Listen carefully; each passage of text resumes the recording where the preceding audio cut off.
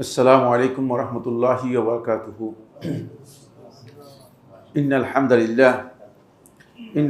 لله نحمده ونستعينه ونستغفره ونعوذ بالله من شرور أنفسنا ومن سيئات أعمالنا. من يهده الله فلا مضل له ومن يضلل فلا هادي له. وأشهد أن لا إله إلا الله وحده لا شريك له وأشهد أن محمدا عبده ورسوله.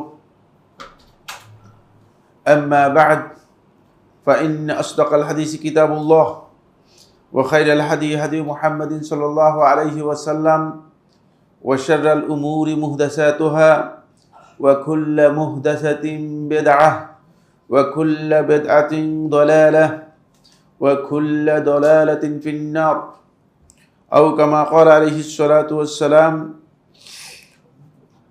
قال الله سبحانه وتعالى في كلامه المجيد على لسان لقمان: وإذ قال لقمان لابنه وهو يعظه يا بني لا تشرك بالله إن الشرك لظلم عظيم. عن جابر بن عبد الله رضي الله تعالى عنه أنه وصف صفة حج النبي صلى الله عليه وسلم في حجة الوداع، وفيه قال صلى الله عليه وسلم عندما صعد على الصفا: أبدأ بما بدأ الله به فقال إن الصفا والمروة من شعائر الله. সম্মানিত উপস্থিতি, সম্মানিত দিনী ভাই বোন, আল্লাহ সুবহানাহু ওয়া তাআলার অসংখ্য মেহেরবানি যে আলহামদুলিল্লাহ আল্লাহ রাব্বুল আলামিনের মেহেরবানিতে আমরা আজকের জুমাবারের এই গুরুত্বপূর্ণ দার্সে অংশগ্রহণ করতে পেরেছি। আল্লাহ তাআলার শুকরিয়া আদায় করি আলহামদুলিল্লাহ। আসলে এই মাসের এই বছরের প্রথম থেকে আরম্ভ করে আজকে পঞ্চম মাস শেষ। এর মধ্যে দুইটি জুমা আমি বাইরে ছিলাম, ওমরা ছিলাম, এছাড়া আমার কোনো জুমা বাদ যায়নি। আজকে আমি শারীরিক অসুস্থতার কারণে জুমা বাতিল করে দিয়েছি, কিন্তু এই দার্সটা আমি চিন্তা করেছি যে দার্সটা বাতিল যেন না হয়। আল্লাহ তাআলার মেহেরবানি আলহামদুলিল্লাহ এর জন্য অংশগ্রহণ করতে পেরেছি। আল্লাহর শুকরিয়া, ওয়ালিল্লাহিল হামদু ওয়াল মিন্নাহ। আজকের যেই ষষ্ঠ যে মূলনীতি, এটি আমাদের যে পঞ্চম মূলনীতি ছিল সেই মূলনীতির সাথে একেবারেই ওতপ্রোতভাবে জড়িত। পঞ্চম মূলনীতি হচ্ছে মূলত দাওয়াত এর কাজ, এবং শুরু হবে মূলত তাওহীদ থেকে। তাওহীদ যেখানে থাকবে না, যে দাওয়াতের মধ্যে থাকবে না, সে দাওয়াত মূলত সফল দাওয়াত হবে না। এবং আজকের দিন পর্যন্ত পৃথিবীর যত দাওয়াত আছে, এবার আপনারা ব্যাখ্যা করলে পেয়ে যাবেন, সবগুলো দাওয়াতই যেগুলো তাওহীদের উপর ভিত্তি করে আসলে দাওয়াতি কার্যক্রম পরিচালিত হচ্ছে না, সবগুলোর মধ্যেই তারা কোথাও সফলতার কোনো মুখ দেখছে না, সফলতার কোনো মুখ দেখছে না। হ্যাঁ, হতে পারে সেটা হলো কোনো জাতীয়তাবাদী চেতনার বিষয় আসলে সেটা ভিন্ন কথা, সেটা তো ইসলামী দাওয়াত নয়। যেমন সাম্প্রদায়িক বিষয় যেমন আছে, শিয়াদের দাওয়াত, সেটা একটা আলাদা বিষয়, যেহেতু তারা একটা সুনির্দিষ্ট টার্গেটে তারা কাজ করছে। কিন্তু তাওহীদের দাওয়াত এবং দ্বীনের দাওয়াতের ক্ষেত্রে আল্লাহর সাহায্য আসতে হলে অবশ্যই সেখানে শুরু হতে হবে তাওহীদ থেকে। এর পরবর্তী যে মূলনীতি, এটি আরও গুরুত্বপূর্ণ এবং এটার সাথে খুবই ওতপ্রোতভাবে জড়িত। সেটা হচ্ছে, এই কায়দাকে বলা হয় থাকে কায়দাতুল আউলাউইয়াত ফি দাওয়াত ওয়াল ইসলাহ। দাওয়াতের ক্ষেত্রে প্রায়োরিটি বেসিস কাজগুলো কিভাবে করতে হবে, কিভাবে কোন কাজ অগ্রাধিকারের ভিত্তিতে বুঝতে হবে, এবং কোন কাজকে আপনি অগ্রাধিকার দিবেন, কোন কাজকে অগ্রাধিকার দিবেন না। এমনি যেটা দাওয়াতের জন্য অগ্রাধিকার দেওয়ার বিষয় নয়, সেটাকে যদি অগ্রাধিকার দেন তাহলে আপনি দাওয়াতের মধ্যে ভুল করবেন। সামনে সে বিষয়গুলো আসবে, কি ভুল হবে, কিভাবে ভুল হবে। মূলনীতিটা আমি আপনাদেরকে অনুবাদ করে শোনাই, যেটি লেখক হাফিজাহুল্লাহ তাআলা তিনি লিখেছেন।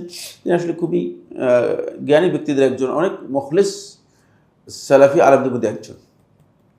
হায়েলে তিনি থাকেন, বর্তমানেও হায়েলে থাকেন। তার লেখা কিতাবটি অত্যন্ত খুবই মানসম্পন্ন একটি গুরুত্বপূর্ণ কিতাব, বিশেষ করে সালাফদের মানহাজের উপর লেখা। প্রথম কথা হচ্ছে ইন্নাহুম ইয়াবদাউনা দাওয়াতাহুম বিমা ওয়াদাল্লাহু বিহি ওয়া রাসূলুহু, আল্লাহ এবং তার রাসূল যার মাধ্যমে দাওয়াত শুরু করেছেন, সালাফগণ দাওয়াতটা সেভাবেই শুরু করবেন।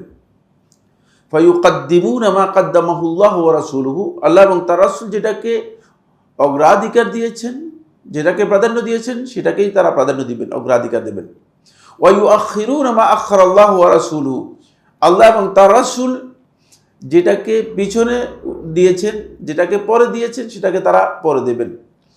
ওয়া বিহাদা, এর মাধ্যমে ইউমকিনু তাহসিলুল মাসালিহ, এর মাধ্যমেই কেবল মানুষের কল্যাণ লাভ করা সম্ভব হবে। ওয়াদার উল মাফাসিদ, অথবা মানুষের অকল্যাণ থেকে মানুষদেরকে বাঁচানো যাবে, অন্য কোনো মাধ্যমে না। অর্থাৎ কারো কল্যাণ করতে চাইলে তাহলে এই পদ্ধতি অনুসরণ করতে হবে। কারো যদি অকল্যাণ থেকে তাকে রক্ষা করতে চান, তাহলে এই পদ্ধতি আপনাকে অনুসরণ করতে হবে।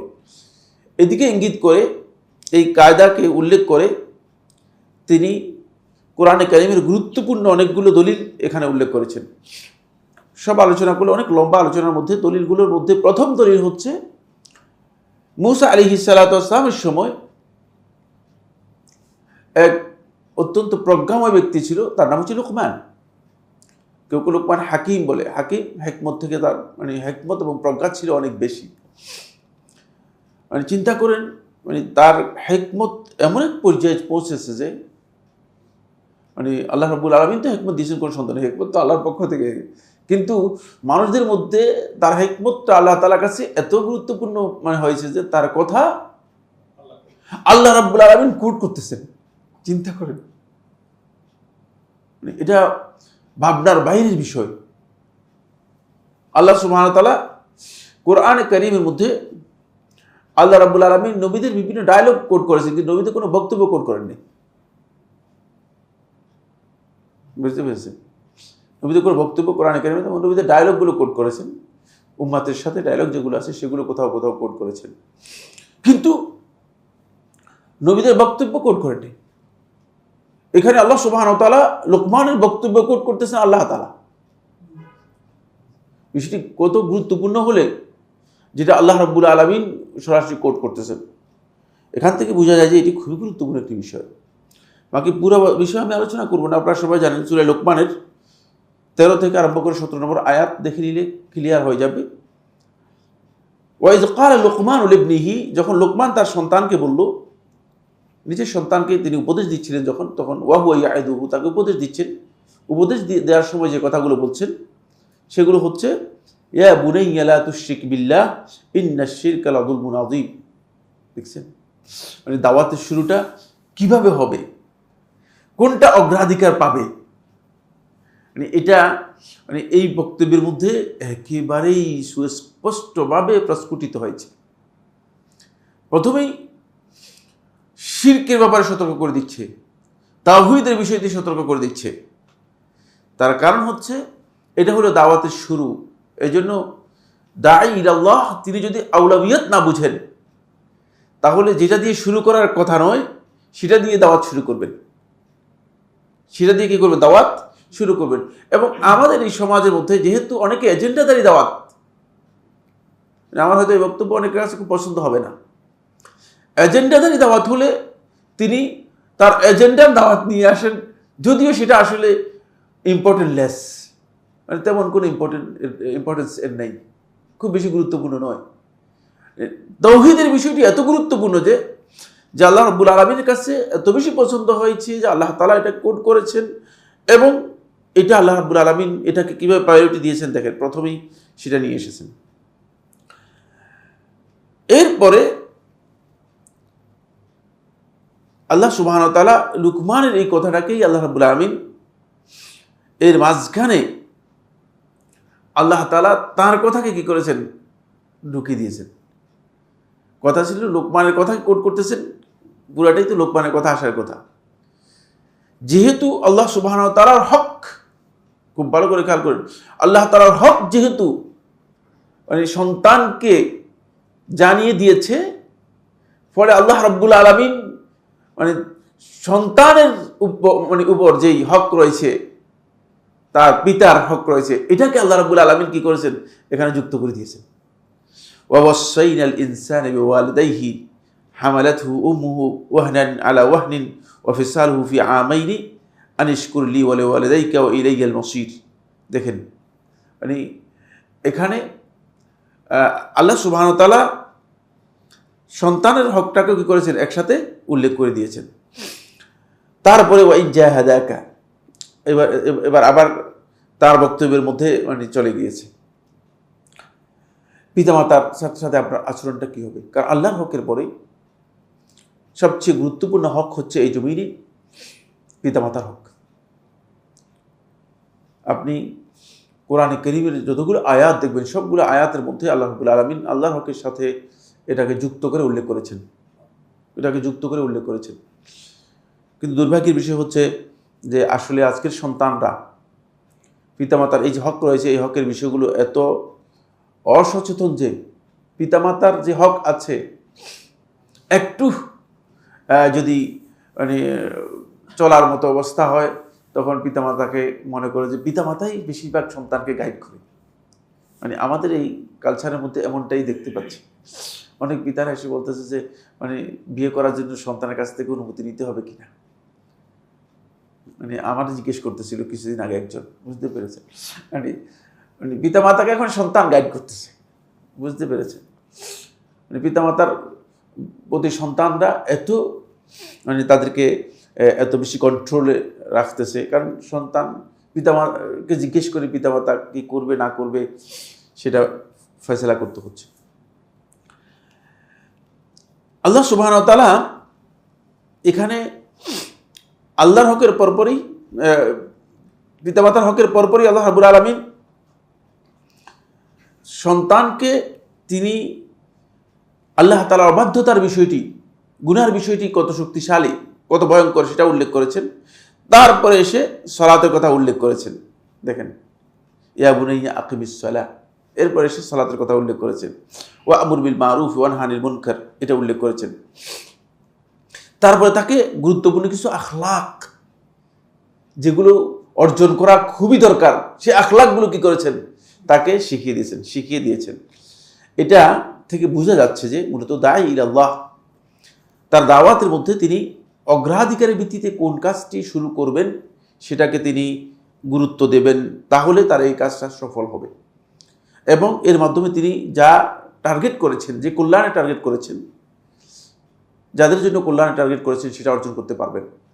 আর যে অকল্যাণ থেকে তিনি লোকদেরকে বাঁচানোর জন্য চেষ্টা করছেন, সে অকল্যাণ থেকে তিনি লোকদেরকে রক্ষা করতে পারবেন। ফলে অন্য আয়াতগুলোতেও আল্লাহ রাব্বুল আলামিন এদিকে ইঙ্গিত করেছেন এবং এই কথাগুলো বলেছেন। সেগুলো আর আমি যেহেতু সময়ের দিকে লক্ষ্য রেখে যাচ্ছি না। একটি হাদিস, এই হাদিসটি ইমাম বুখারী রাহিমাহুল্লাহ তাআলা তার সহিতে বর্ণনা করেছেন। এটা হলো 4707 নম্বর হাদিস, সহিহ বুখারী 4707 নম্বর হাদিস। আন ইউসুফ ইবনে মাহিক রাহিমাহুল্লাহ তাআলা, ইউসুফ ইবনে মাহিক বর্ণনা করেন, قال, তিনি বলেন, ইন্নী ইনদা আয়েশা উম্মুল মুমিনিন রাদিয়াল্লাহু তাআলা আনহা, আমি একদিন উম্মুল মুমিনিন আয়েশা রাদিয়াল্লাহু তাআলার কাছে ছিলাম। ইজ জাআহা ইরাকিয়ুন, তার কাছে একজন ইরাকি ব্যক্তি আসলো। ইরাকি বলতে মানে কুফা এবং বসরা, তখন এটাকে ইরাক বলা হতো। একজন ইরাকি ব্যক্তি তার কাছে আসলো। ফাকালা, তারপর প্রশ্ন করলো, আইয়ুল কাফানে খায়রুন, কাফনের মধ্যে কোনটা ভালো হবে। আমাদেরকে লোকের মাঝে মধ্যে প্রশ্ন করে, প্রশ্ন শুনলে একটু মেজাজও খারাপ হয়, আবার উত্তর দিতে হয়, এরকম আর কি, বুঝতে পেরেছেন কি? মনে হয় যেন দুনিয়ার সব কিছু ঠিক হয়ে গেছে, শুধু এই জায়গায় গিয়ে আটকা পড়ে আছে। ঠিক একই প্রশ্ন, বলে কাফনটা কোনটা ভালো হবে, মানে জানতে চাইছে যে মানে সাদা দিবে না কালো দিবে না কাফন কোন দিবে। কালাত ওয়াইহাক, তোমার কি হলো, তোমার ধ্বংস হোক। মায়াতুররুকা, তোমার কি ক্ষতি আছে, কি ক্ষতি হবে তোমার এই যে কাফনের মধ্যে তুমি কি চাচ্ছ? কাফন হইলেই তো হয়ে গেল, আবার কোনটা কাফনের মধ্যে ভালো হবে এই প্রশ্ন কেন? উম্মুল মুমিনিন আয়েশা রাদিয়াল্লাহু তাআলা আনহা অপছন্দ করলেন। আমাদের অনেকের প্রশ্ন এরকমই হয়, বুঝতে পেরেছি। বেশিরভাগ প্রশ্নের অবস্থা এমন হয়ে থাকে। আজকে অনলাইনে একজন প্রশ্ন করেছে যে রফুল ইয়াদাইন যদি না করে তাহলে নামাজ হবে কিনা তার, বুঝতে পেরেছেন। তো মানে প্রশ্ন এটা মানে এই ধরনেরই, মানে এই পর্যায়ের প্রশ্ন, যে কাফন এর প্রশ্ন। কালা, তখন আবার প্রশ্ন করলে, ইয়া উম্মুল মুমিনিন, হে উম্মুল মুমিনিন, আরনি মুসহাফাক, আপনি আপনার মুসহাফটা আমাকে দেখান। কালাত ওয়ালিমা, কেন?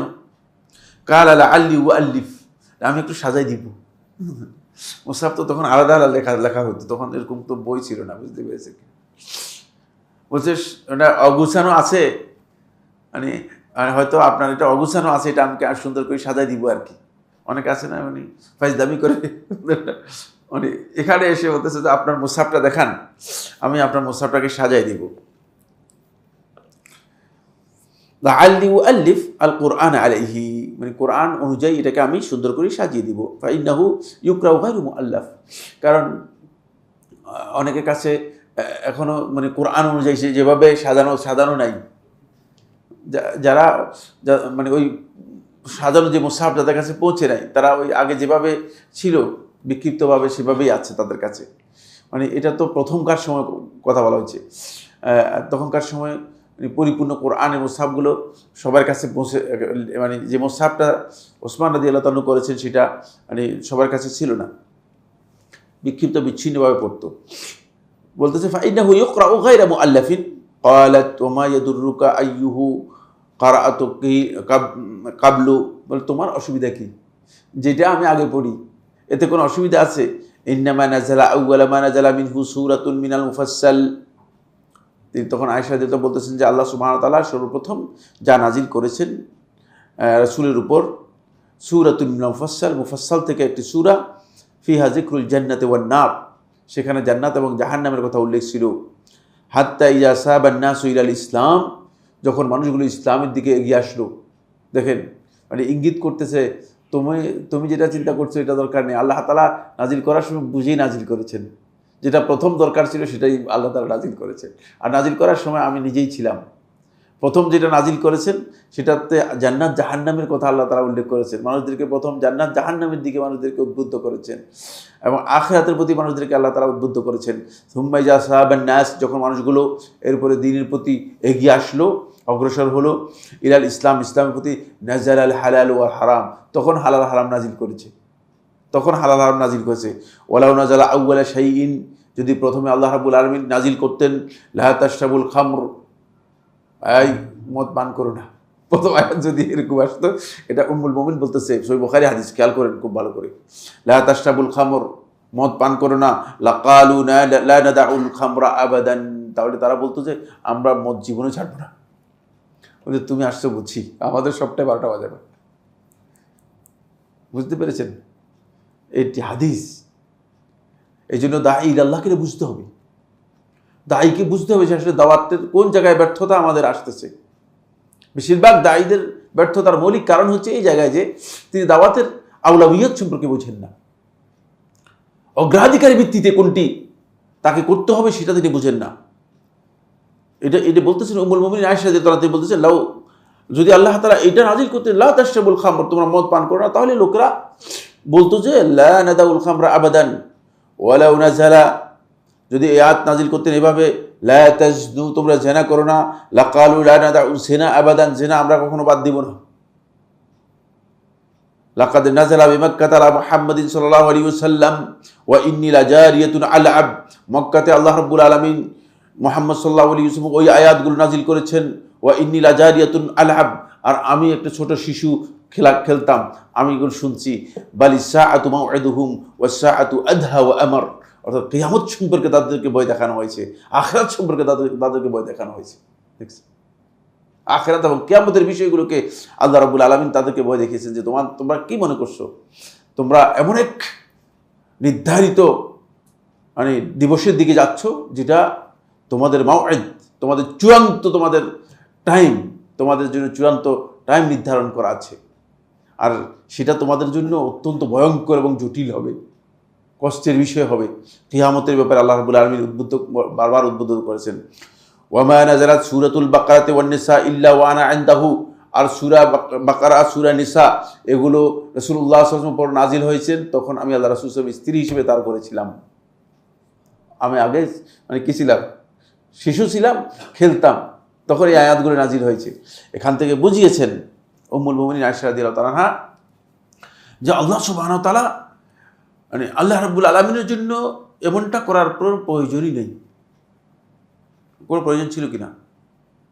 প্রয়োজন নেই, কারণ আল্লাহ রাব্বুল আলামিন তো আহকামুল হাকিমিন, সব কিছুর ক্ষমতার আল্লাহ তাআলার হাতে রয়েছে।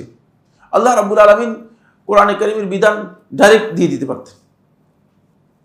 আমাদের অনেক দায়ী আল্লাহ আছে, ডাইরেক্ট কী করে দেয়? জবে করে দেয়, একবারে সোজা জবে করে দেওয়ার জন্য চেষ্টা করে। সোজা জবে করার মাসালা নয়, কারণ দাওয়াতের পদ্ধতি না জানার কারণেই মূলত আমরা এই কাজগুলো এইভাবে করছি। আমি কোনটা আগে কোনটা পরে, কোনটা প্রথম হচ্ছে, কোনটা অতীব গুরুত্বপূর্ণ, আহাম্মুল মুহিম্মাত, গুরুত্বপূর্ণ বিষয়গুলোর মধ্যে অতীব গুরুত্বপূর্ণ, এটা হলো 1 নম্বর বিষয়। 2 নম্বর হচ্ছে কোনটা বেশি গুরুত্বপূর্ণ, আল মুহিম, আহাম্মুল মুহিম, যেটা বেশি গুরুত্বপূর্ণ। তারপর হচ্ছে যেটা তুলনামূলক গুরুত্বপূর্ণ, তারপরে হচ্ছে গুরুত্বপূর্ণ। এই জিনিসগুলো আমাকে বুঝতে হবে, এই বিষয়গুলো আমাদেরকে বুঝতে হবে। এইভাবে যদি আমরা দাওয়াতের কাজ করি, তাহলে আমাদের দাওয়াতের কাজ কি হবে? গ্রহণযোগ্যতা পাবে। এবং গ্রহণযোগ্যতার বিষয় নয়, দাওয়াত তো কোনটা গ্রহণযোগ্য হবে না হবে আল্লাহ তাআলাই ভালো জানেন, কিন্তু এর মাধ্যমেই মূলত প্রকৃত মাসলাহাতটা কি হবে? বাস্তবায়ন সম্ভব হবে। এর মাধ্যমে প্রকৃত মানুষের যে জিনিসটুকু মানুষ থেকে আমি দূর করতে চাচ্ছি, মানুষের যে অকল্যাণ আছে, সেই অকল্যাণ থেকে তাদেরকে আমি বাঁচাতে পারবো। কারণ এই পদ্ধতিটাই আল্লাহ তাআলা অনুসরণ করেছেন। তো আল্লাহর কাছ থেকে পদ্ধতি না নিয়ে রাসূলের কাছ থেকে পদ্ধতি যদি না নিই, তাহলে আমার এই পদ্ধতি ভুল হবে, কোনো সন্দেহ নেই। এই বিষয়টি আমাদেরকে খেয়াল রাখতে হবে। এখান থেকে এই হাদিস থেকে স্পষ্ট করে এটা বোঝা যাচ্ছে যে, দেখেন, উম্মুল মুমিনিন আয়েশা রাদিয়াল্লাহু তাআলা আনহা, এই লোকের প্রথম যে প্রশ্নটা ছিল কাফনের ব্যাপারে, তার প্রশ্নটাকে এত উপেক্ষা করেছেন যে প্রশ্ন কোনো উত্তরই দিয়েছেন কিনা? হ্যাঁ, কোনো উত্তর দিন নেই। দেখছেন হাদিসটা আমরা পুরোটা অর্থ করে ফেলেছি। কোনো উত্তরই দেন নাই। কেন উত্তর দেন নাই? এই ফালতু প্রশ্নের প্রয়োজন নেই, উম্মতের জন্য ফালতু এই প্রশ্ন প্রয়োজন নেই, বুঝলেন? কোনো কাজে লাগবে না এই প্রশ্ন। দ্বিতীয়, যেই প্রস্তাব দিয়েছে সেই প্রস্তাবটা ভালো, কিন্তু সেই প্রস্তাবটাও তিনি গ্রহণ করেন নাই, যেহেতু তিনি জানেন যে এর মধ্যে আসল কল্যাণ নেই। এবং তাকে এটা বোঝানোর জন্য চেষ্টা করেছেন যে তুমি পিছন দিক থেকে আসতেছো, নিচের দিক থেকে আসতেছো, এটা এই পদ্ধতি সঠিক নয়, তোমার এই কাজটা সঠিক নয়, তোমার এই কাজটা সঠিক নয়। এই জন্য দায়ীদেরকে মুখাতাব করা, কাদেরকে অ্যাড্রেস করতেছে সেই বিষয়গুলো বুঝে তারপরে অ্যাড্রেস করতে হবে। আসুন, এই মর্মে আরেকটি হাদিস সহিহ মুসলিমের মধ্যে এসেছে। সহিহ মুসলিমের এই হাদিসটি হচ্ছে মূলত রাসূলুল্লাহ সাল্লাল্লাহু আলাইহি ওয়াসাল্লামের সবচেয়ে বড় হাদিসের মধ্যে একটি। এটা হজ্জাতুল ওয়াদা, বিদায় হজের পরিপূর্ণ বিবরণ দিয়েছেন জাবির ইবনে আব্দুল্লাহ রাদিয়াল্লাহু আনহু। জাবির ইবনে আব্দুল্লাহ রাদিয়াল্লাহু তাআলা আনহু বিদায় হজে যে বিশাল বিবরণ দিয়েছেন, এই বিবরণের মধ্যে একটি, রাসূলুল্লাহ সাল্লাল্লাহু আলাইহি ওয়াসাল্লাম যখন সাফা পাহাড়ে উঠলেন সাই করার জন্য, তখন রাসূলুল্লাহ সাল্লাল্লাহু আলাইহি ওয়াসাল্লাম ইন্না সাফা ওয়াল মারওয়াতা মিন শাআইরিল্লাহ এই আয়াতটি তেলাওয়াত করলেন, যে সাফা এবং মারওয়া এই দুটি হচ্ছে আল্লাহ তাআলার নিদর্শন সমূহের অন্যতম। এরপর রাসূলুল্লাহ সাল্লাল্লাহু আলাইহি ওয়াসাল্লাম বললেন, আবদাউ বিমা বাদা আল্লাহু বিহি, আমি আল্লাহ তাআলা যেটা দিয়ে শুরু করেছেন সেখান থেকে শুরু করব। এখান থেকে বোঝা যায় যে রাসূলুল্লাহ সাল্লাল্লাহু আলাইহি ওয়াসাল্লাম এই আয়াত দিয়ে ইস্তেদলাল করতেছেন যে যেই কাজটা গুরুত্ব বেশি এবং আল্লাহ তাআলা যেটা দিয়ে শুরু করেছেন সেটা দিয়ে শুরু করতে হবে।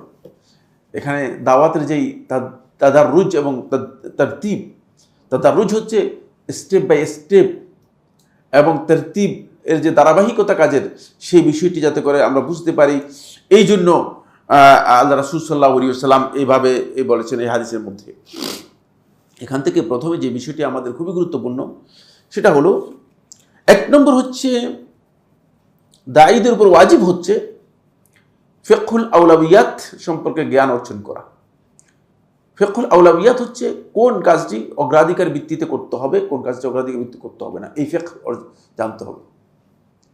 এটি একটি জ্ঞানের বিষয়, খুবই খুবই গুরুত্বপূর্ণ। এর উপর অনেকগুলো বই লেখা হয়েছে আউলাবিয়াতের বিষয়গুলো।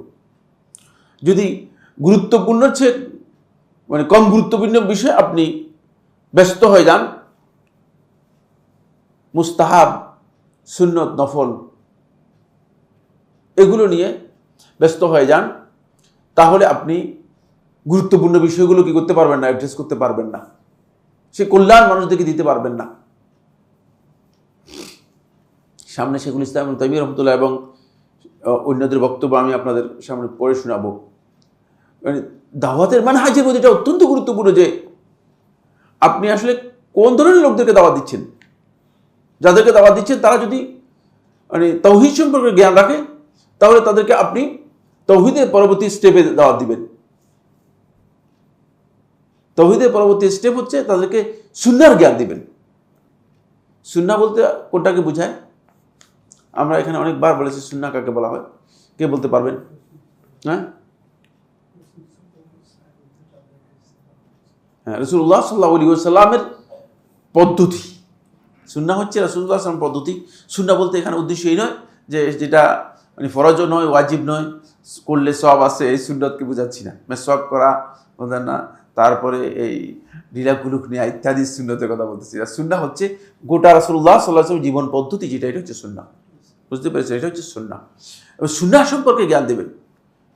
তারপরে সুন্নাহ সম্পর্কে তাকে জ্ঞান দেওয়ার সাথে তাকে অবশ্যই হালাল হারামের বিষয়গুলো আপনাকে কি দিতে হবে, তারপরে যেতে হবে। এটার তারতিব আপনাকে বুঝতে হবে। এটা ওয়াজিব, বিশেষ করে দায়ীদের জন্য ওয়াজিব। দ্বিতীয় নম্বর ওয়াজিব হচ্ছে ফিকহুল আউলাবিয়াতের জ্ঞানের সাথে অবশ্যই তাকে এর উপর নির্ভর করবে বা এর উপর পরবর্তী জ্ঞান তাকে যেটা দিতে হবে সেটা হচ্ছে সিয়াসা শারঈয়া। সিয়াসা শারঈয়া হচ্ছে শরীয়তের যেই মানে মানুষদের কল্যাণ এবং অকল্যাণ এর পদ্ধতি, এটাকে বলা হয় থাকে মানে ইসলামী রাজনীতি, এর উপর নির্ভর করছে। মানে প্রথম যে প্রাথমিক যে জ্ঞান আছে সেই জ্ঞান যদি কেউ অর্জন না করতে পারে, মৌলিক যে বিষয়গুলো আছে সেগুলো যদি কেউ অর্জন করতে না পারে, তাহলে সে ব্যক্তি ইসলামী রাজনীতির যে বিষয়গুলো আছে সেগুলো লাভ করতে পারবে না। ইসলামী রাজনীতির মূল বিষয় হচ্ছে দুটি। এক নম্বর হচ্ছে জালবুল মাসালেহ, মানুষের কল্যাণ করা, আর দুই নম্বর বিষয় হচ্ছে দারউল মাফাসিদ, মানুষের অকল্যাণ থেকে মানুষদেরকে রক্ষা করা। এটা নাম হচ্ছে ইসলামী রাজনীতি। আমরা বলছি কি বলে কি, এতদিন পর্যন্ত রাজনীতি কি শুনলাম আর এখন কি বলতেছে। এটাই হচ্ছে ইসলামী রাজনীতির মূল কথা।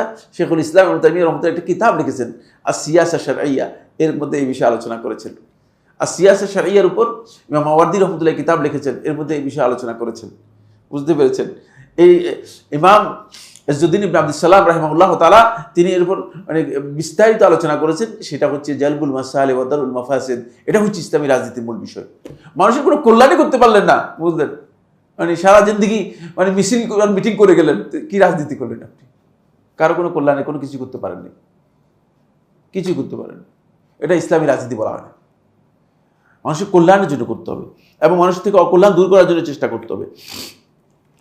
এরপরে এখানে যে বিষয়টি জানতে হবে সেটা হলো এই, যদি তিনি এই ফিকহুল আউলাবিয়াত এটার জ্ঞান রাখেন এবং দাওয়াতের এই পদ্ধতি সম্পর্কে জ্ঞান রাখেন, তাহলে এর মাধ্যমেই কেবলমাত্র কল্যাণ লাভ করা এবং কল্যাণ থেকে রক্ষা পাওয়ার সুযোগ পাবে, অন্যথায় সুযোগ পাবে না। 4 নম্বর যে বিষয়টি সেটা হলো দাওয়াত এবং দায়ীর সফলতা নির্ভর করছে এর উপর। দায়ীর আল্লাহ তখনই সফল হবেন, তখনই তিনি সত্যিকার তার যে কল্যাণ আছে সেই কল্যাণ অর্জন করতে পারবে। দাওয়াতকে এই পদ্ধতি অনুসরণ করে দাওয়াত দেওয়া শুরু করবেন। এখানে 5 নম্বর যে পয়েন্টটি সেটা হলো, এই বর্ণনা থেকে বোঝা যায় দাওয়াতের ক্ষেত্রে অবশ্যই তাদাররুজ হচ্ছে স্টেপ বাই স্টেপ, ধাপে ধাপে আপনাকে দাওয়াতের ক্ষেত্রে অগ্রসর হতে হবে। এখানে আমরা জানি যে রাসূলুল্লাহ সাল্লাল্লাহু আলাইহি ওয়াসাল্লামের হাদিস, একটা প্রসিদ্ধ হাদিস রয়েছে, মুআয ইবনে জাবাল রাদিয়াল্লাহু আনহু বর্ণিত হাদিস। যেখানে আল্লাহ রাসূল সাল্লাল্লাহু আলাইহি ইসলাম দাওয়াতের পদ্ধতি তাকে কি করেছেন, কিভাবে দাওয়াত দিবেন, যখন ইয়ামানে যাবে তখন কি দাওয়াত দিবেন সেই বিষয়টি আলোচনা করেছেন। আপনাকে এর ক্রমধারা বুঝতে হবে, এর ধারাবাহিকতা বুঝতে হবে। যদি এর ধারাবাহিকতা না বুঝেন তাহলে দাওয়াতের মধ্যে আপনি যে কোনো কারণেই হয়তো আপনি দাওয়াতের মধ্যে কিছু ভুল কাজ যেগুলো আপনি মনে করছেন যে হয়তো করা দরকার সেগুলো আপনি হয়তো না করে ভুল বিষয়গুলো আপনি করে ফেলবেন।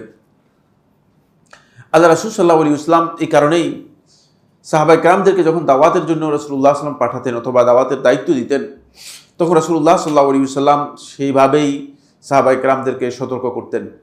এইটাই বোঝা যায় যে অগ্রাধিকারের ভিত্তিতে করণীয় কাজগুলো সম্পর্কে আমাদেরকে জ্ঞান দিতে হবে।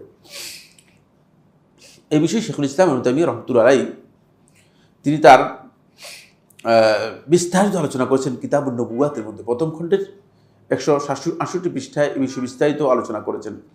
শেখুল ইসলাম ইবনে তাইমিয়া রাহমাতুল্লাহ আলাইহি কোরআনে কারীমের এই আয়াত ওয়ালাকাদ আতাইনা মূসাল কিতাবা মিন বা'দি মা আহলাকনাল কুরুনাল উলা বাসাইরা লিন-নাস ওয়া হুদান ওয়া রাহমাতান লাআল্লাহুম ইয়াতাযাক্কারুন, যে আমরা মূসাকে কিতাব দিয়েছি মিন বা'দি মা আহলাকনাল কুরুনাল উলা, এবারে প্রথম সময়ের প্রথম যুগের মানুষদেরকে ধ্বংস করে দেওয়ার পরে, বাসাইরা লিন-নাসে মানুষের জন্য আলোকবর্তিকা হিসেবে, ওয়া হুদান হেদায়েত হিসেবে, ওয়া রাহমাতান এবং রহমত হিসেবে, লাআল্লাহুম ইয়াতাযাক্কারুন যাতে করে তারা উপদেশ গ্রহণ করতে পারে। এই আয়াতকে সামনে রেখে শেখুল ইসলাম ইবনে তাইমিয়া রাহমাতুল্লাহ আলাইহি বলেন যে আল্লাহ সুবহানাহু ওয়া তাআলা আহকামগুলোকে আল্লাহ রাব্বুল আলামিন নাজিল করেছেন। আল্লাহ তাআলার এই বক্তব্য থেকে বোঝা যায় তারপরে শরীয়তগুলোকে আল্লাহ রাব্বুল আলামিন শরীয়ত কিভাবে হবে সেটা বর্ণনা করেছেন। লাম্মা আহলাকাল্লাহু ফিরআউন ওয়া কওমাহু,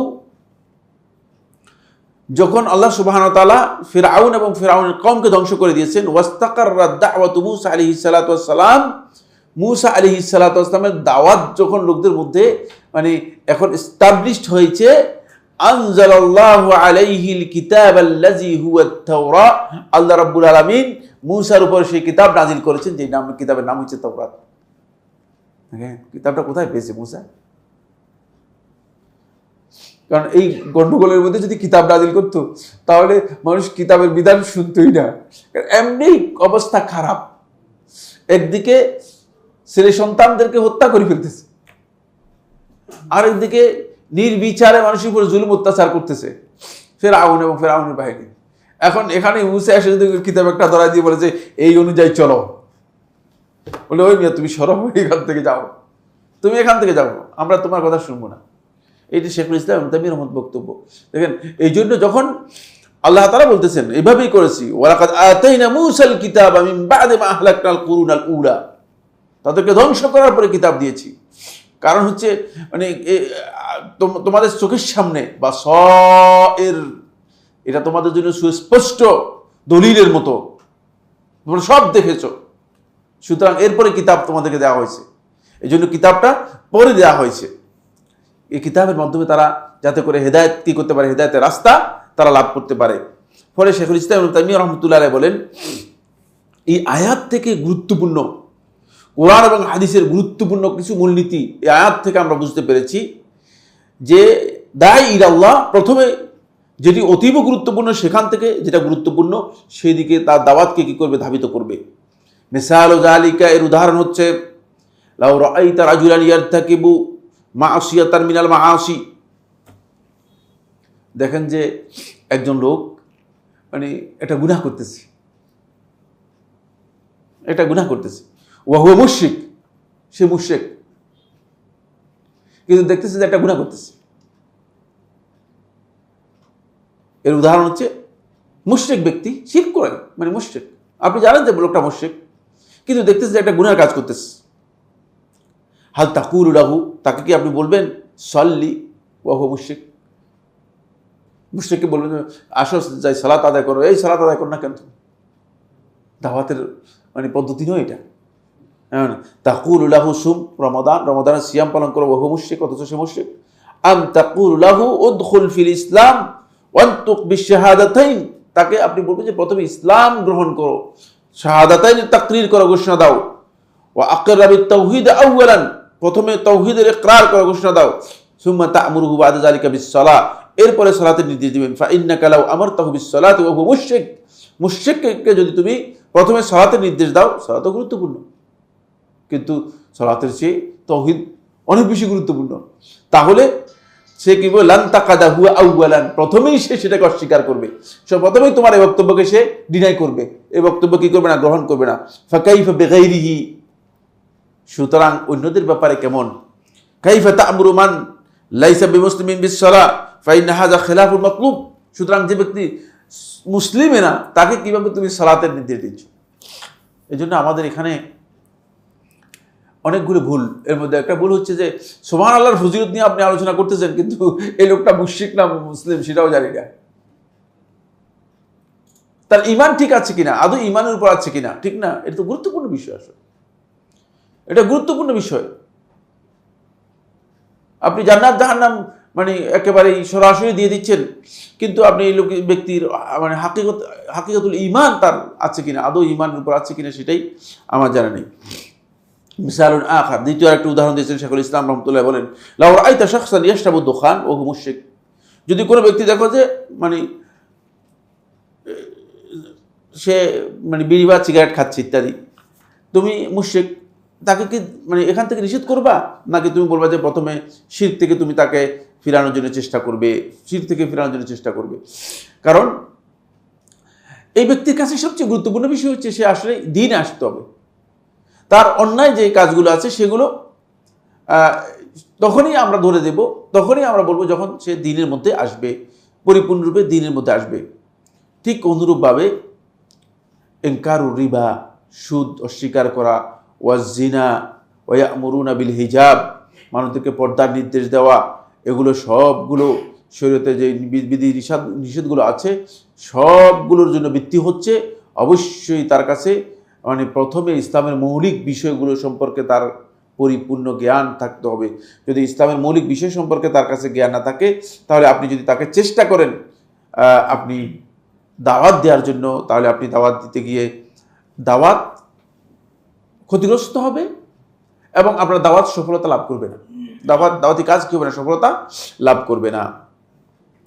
শেখুল ইসলাম ইবনে তাইমিয়া রাহমাতুল্লাহ আলাইহি বলেন যে এই কারণেই মূলত ফাকাদ সার আলা মানহাজি রাসূল ফি দাওয়া, তিনি তার জীবনেও তিনি রাসূলদের মানহাজকেই দাওয়াতের ক্ষেত্রে গ্রহণ করেছেন, অনেক বেশি অগ্রাধিকার দিয়েছেন তাওহীদের বিষয়ে, শিরকের বিষয়ে। যখন আমাদের এই সময় যে শিরক আছে, তখনকার সময় শিরক এত বেশি ছিল না, মানে এত বেশি শিরক ছিল না। 788 খ্রিস্টাব্দে মারা গিয়েছেন, তাহলে মানে অষ্টম শতাব্দীর শুরু, ঠিক না? হিজরি অষ্টম শতাব্দীর শুরু, তখন মুশরিকের সংখ্যা কত বেশি ছিল, কিন্তু শিরক এবং তাওহীদের ব্যাপারে এত বিস্তারিত আলোচনা করেছেন, এত বিস্তারিত মানুষের কাছে তুলে ধরেছেন, যেটা অন্য বিষয় সম্পর্কে এত বিস্তারিত আলোচনা করেননি। ফলে মানে আল্লাহ সুবহানাহু ওয়া তাআলা তার এই কাজটাকে আল্লাহ তাআলার কাছে এত গ্রহণযোগ্য হয়েছে যে মানে হতে পারে যে কিয়ামত পর্যন্ত মানুষ এখান থেকে কি করবে, অনেক বেশি উপকৃত হবে। আর সেটা মানুষের কাছে এমনভাবে গ্রহণযোগ্যতা লাভ করেছে, গোটা পৃথিবীর মানুষ এখান থেকে উপকৃত হচ্ছে, এই কাজ থেকে উপকৃত হচ্ছে, তাওহীদের এই বিষয়গুলো থেকে তারা তাওহীদের যে প্রকৃত জ্ঞান রয়েছে সেই জ্ঞানটুকু অর্জন করতে সক্ষম হচ্ছে। এই জন্য এটি খুবই গুরুত্বপূর্ণ বিষয়। ফলে শেখ মোহাম্মদ ইবনে আব্দুল ওয়াহাব রাহমাতুল্লাহি আলাইহি যখন আসেন, তখন সৌদি আরবে অনেক বেশি শিরক ছিল, এরকম না, কিছু কিছু ছিল, কিছু কিছু জায়গায় শিরক ছিল, কারণ কিছু জাহেলিয়ত ছিল, কুসংস্কার ছিল ব্যাপক। কারণ তারা যারা জাহেলি সমাজের মধ্যে ছিল, ওই জাহেলি সমাজের লোকগুলো আবার ওই জাহেলিয়তের দিকে ফিরে গিয়েছিল, কিছু জাহেলিয়ত তাদের মধ্যে কি হয়েছে, আবার ফিরে এসেছিল, কিন্তু শিরক অনেক বেশি ছিল এমন নয়। কিন্তু শেখ রাহিমাহুল্লাহ তাআলা মানে তাওহীদকে এত বেশি অগ্রাধিকার দিয়েছেন, তাওহীদের বিষয়টাকে এত বেশি গুরুত্ব দিয়েছেন, ফলে এই তাওহীদের মানে সেই যে দাওয়াত দিয়েছেন 1206 হিজরি সনে শেখ রহমতুল্লাহ মারা গিয়েছেন, আজকে হচ্ছে কত 1445 পর্যন্ত, 1445 পর্যন্ত এই দাওয়াতের যে রেজাল্ট, এই দাওয়াতের যে ফল মানে তারা দুনিয়ার জীবনে পাচ্ছে। এখান থেকে যত পিছিয়ে যাবে তত তারা ক্ষতিগ্রস্ত হবে, তত গোটা উম্মত ক্ষতিগ্রস্ত হবে। শুধু তারা নয়, গোটা উম্মতই ক্ষতিগ্রস্ত হবে।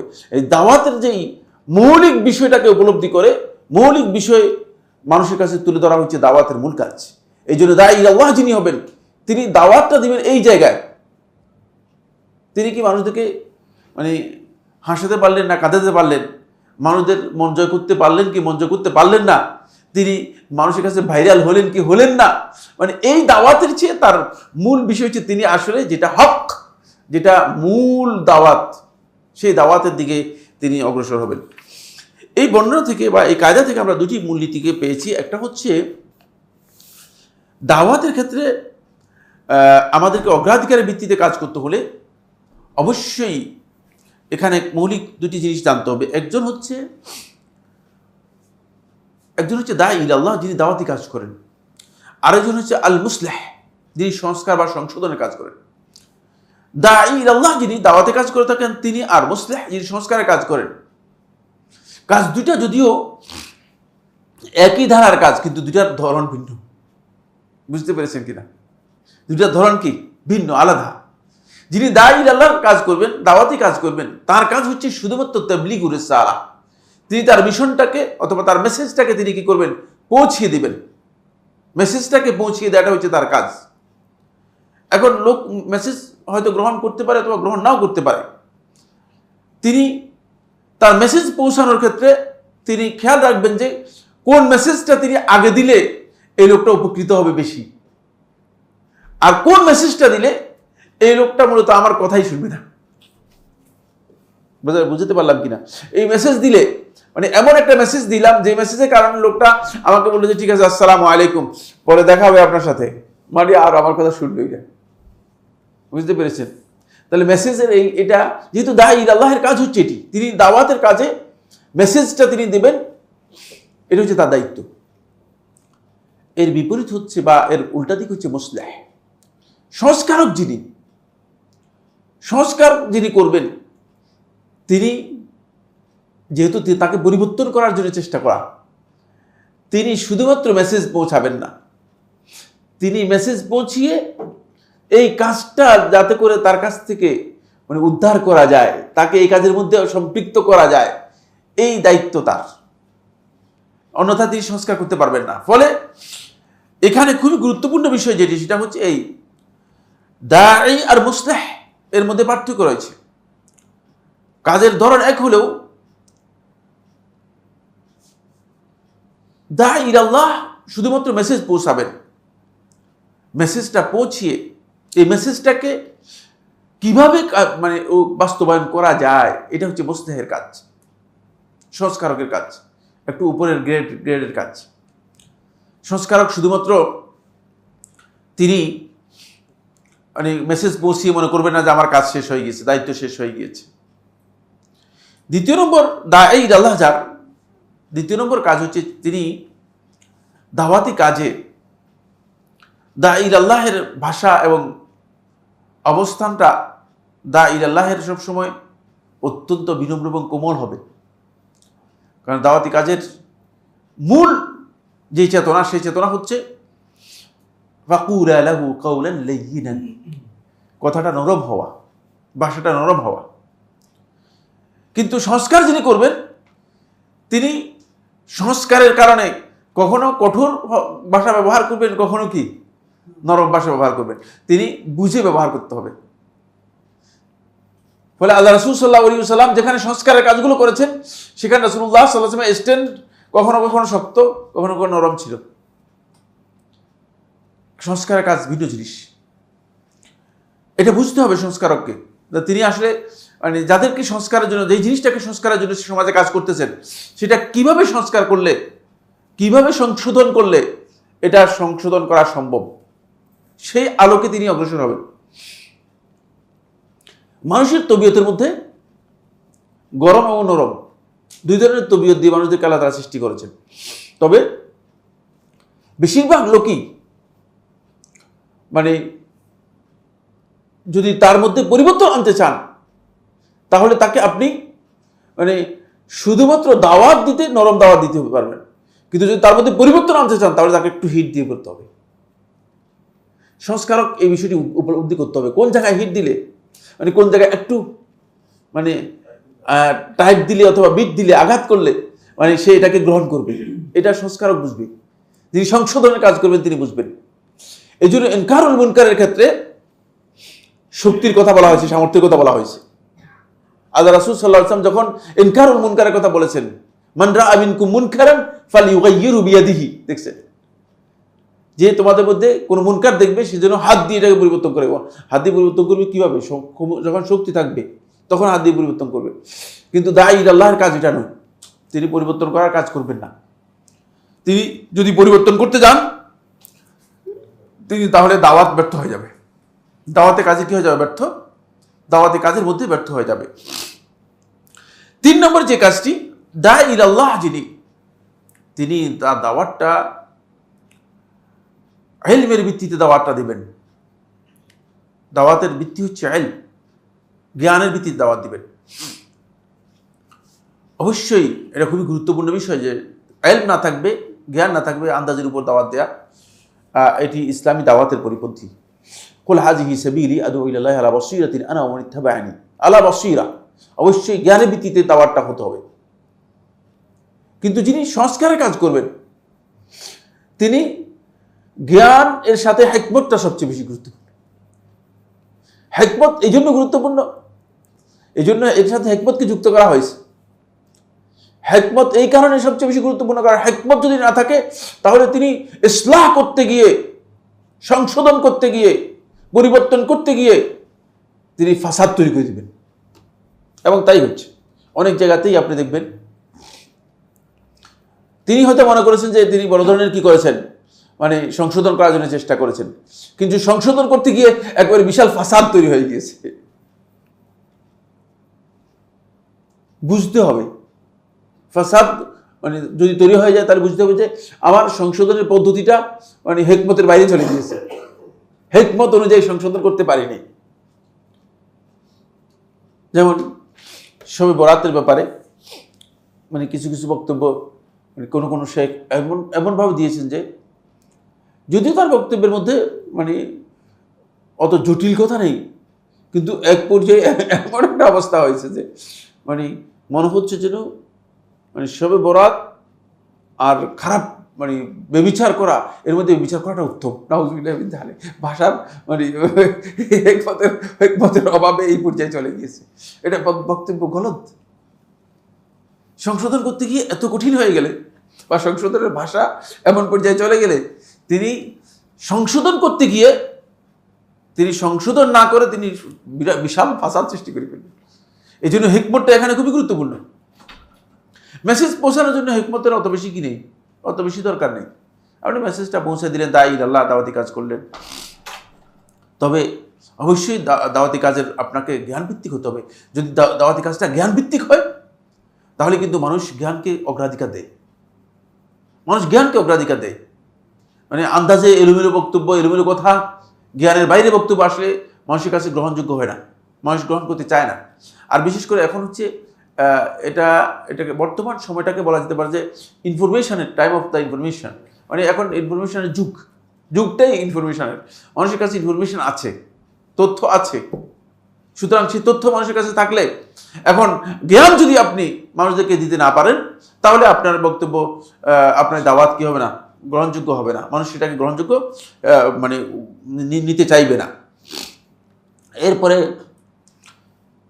দাঈ ইলাল্লাহ, তার দাওয়াতের মধ্যে তিনি যাকে দাওয়াত দিচ্ছেন, মাদউ, যাকে দাওয়াত দিচ্ছেন শুধুমাত্র মানে তার প্রতি তার মানে অন্তরের ভালোবাসা এবং মানে অনুগ্রহ দয়া থাকবে যে তাকে আসলে কিভাবে তার কাছে দাওয়াতটা আমি পৌঁছাতে পারি।